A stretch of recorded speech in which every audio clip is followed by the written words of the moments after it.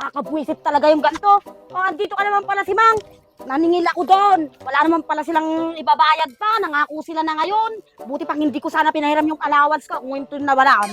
Ang mahirap pa dito si Mang, magkakaroon pa ako ng kaaway kasi ang kukunat ng mga pinautangan ko.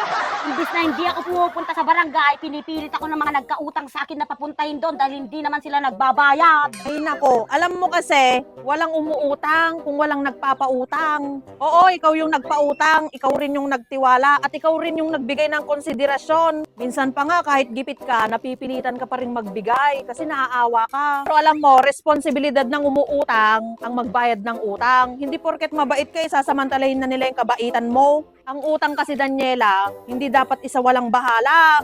Saka kasabay nung perang inutang mo, yung tiwala na binigay sa'yo nung nagpautang sa'yo. At nang hindi marunong magbalik ng tiwala, kung marunong kang umutang, dapat marunong ka ring tumupad.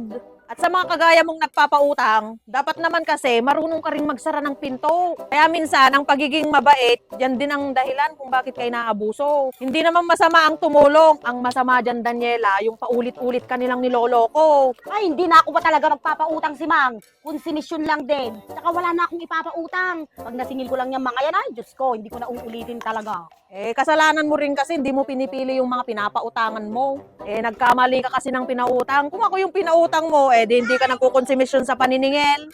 Wala nga. Sige, singilin mo yung mga yon at ikaw ang papautang ko sa iyo.